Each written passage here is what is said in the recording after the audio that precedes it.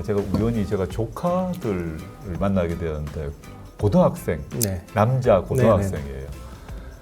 그 이 남자 고등학생인 이의 조카가 하는 말이 저보고 큰아버지 사실은 저의 동기 애들이 보는 것은 이러이러한데 아시나요? 물어봐서 네. 저도 듣도 보도 못한 유튜브인데 제가 봤더니 아주 저급한 유튜브고 우리가 보통 사람은 대부분 모르는 유튜버인데 그게 고등학교 10대 남학생 사이에 대대적으로 인기인 겁니다.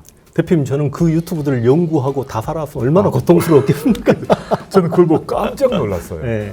저는 듣도 보단 못한 이른바 통상 말하는 듣보잡 유튜버인데 그것에 고등학교 특히 남학생들이 빠져 있다는 걸 듣고 깜짝 놀랐고 그 내용을 봤더니 기가 막히는 주장을 하고 있고 그 주장에 고등학교 남자애들이 이렇게 빠져 있고 거기서 초기에 특히 고등학교 시절에 그런 생각이 형성되지 않습니까? 아주 놀랐고 그게 이제 이어져서 알고리즘에 따라 이제 20대가 되면 또 그 알고리즘에 따라 가겠죠. 그렇죠. 계속 그런 영상만 보게 되니까. 계속 빠지게 되고 그게 정말 어떻게 해결해야 될지 정말 고민이고 말씀하신 것처럼 지금 뭐 40대, 50대, 60대들이 주로 보는 또 관심이 있는 유튜브를 아예 안 보기 때문에 우리나라의 정치 세력, 뭐 조국혁신당도 반성을 해야 되는데 어떻게 10대, 20대가 수용할 수 있는 그런 콘텐츠를 만들 것인가 고민인 것 같습니다. 그리고 두 번째 말씀하셨던 아까 교과서 문제 같은 경우, 교과목 같은 경우도 입시 부담을 줄여준다는 이유로 통폐합했겠죠. 맞습니다. 수칙을 해보면 공부량을 줄인다.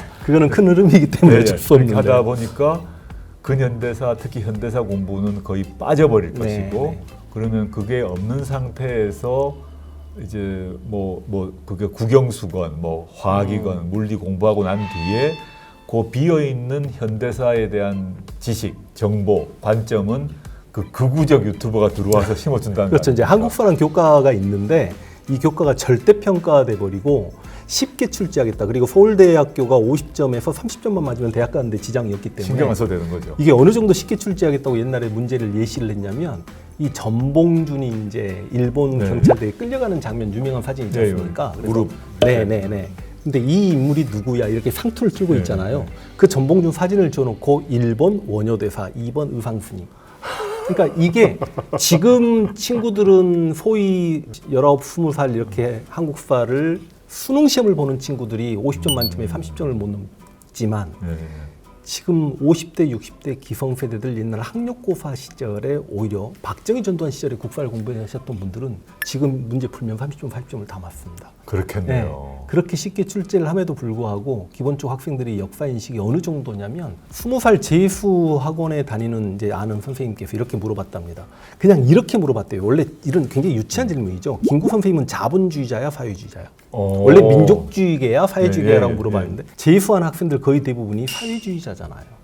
그런 인식을 가지고 있습니다. 근데 사실 김구 선생님은 굉장한 반공주의자였거든요. 반공주의자였죠. 대표적인 반공주의자. 그렇죠. 어찌 보면 독립운동을 전개하면서 반공주의자셨으면 기본적으로 독립운동 진영의 상당수를 차지하고 있는 사회주의계 일부를 지지를 이름에도 불구하고 사회주의와는 좀 약간 결을 함께 하려고 하지 않으셨던 분임에도 불구하고 아이들에게 그렇게 인식이 되어지고 있는 이런 큰일이네요. 참 이 역사교육의 부재가 상당히 좀 문제가 많습니다. 이거. 말씀하신 것처럼 그게 해결되려면 교과목이 개편돼야 되는데 그럼 교육 교육부 과정이 개편돼야죠. 그렇죠. 교육 과정이 개편되려면 교육부에서 결정을 해야 되는데 참 당장 조국혁신당도 관심을 가져야겠습니다. 20대는 이재명 대통령의 국정수행에 대해 낮은 점수를 줬습니다. 대통령이 국정수행을 잘못하고 있다는 평가가 20대에선 51%, 잘하고 있다는 46%로 오차범위 내였습니다.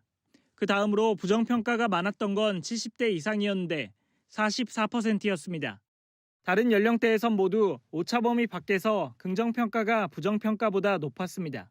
정당 지지도의 경우 20대 가운데 더불어민주당 지지자는 29%, 국민의힘 지지자는 28%로 오차범위 내였습니다. 대부분의 연령대가 적게는 11%포인트, 많게는 43%포인트 차이를 보인 반면 비슷한 추이를 나타낸 건 70대였습니다. 70대에선 더불어민주당 43%, 국민의힘 42%였습니다. 윤 전 대통령은 접견을 온 변호인단을 통해 청년 여러분께 드리는 성탄 메시지라는 제목의 옥중 편지도 공개했습니다. 자녀에게 올바른 나라를 물려줘야 한다는 절박함이 비상사태를 선포한 이유라며 20대는 윤 전 대통령에 대한 평가도 다른 연령대와는 차이를 보였습니다. 윤 전 대통령이 재판 중 정치 활동을 하는 것에 대해 20대 43%는 적절하다고 평가했습니다. 전체 연령대 가운데 가장 높게 나타난 겁니다. 또 3대 특검 수사 결과에 대해선 전 연령대 가운데 유일하게 충분했다는 응답이 오차 범위 밖에서 충분하지 않았다는 응답보다 높았습니다. 이제 이념적 보수화라기보다는 경제적인 어려움, 그러니까 취업률이라든지 민주주의 투쟁을 했던 부모 세대에 대한 반발 심리 이런 것들도 좀 많이 묻어 있기 때문에 6월 지방선거에서 반드시 투표하겠다는 적극 투표층은 20대에선 57%로 다른 연령대에 비해 낮았습니다. JTBC 김한수입니다.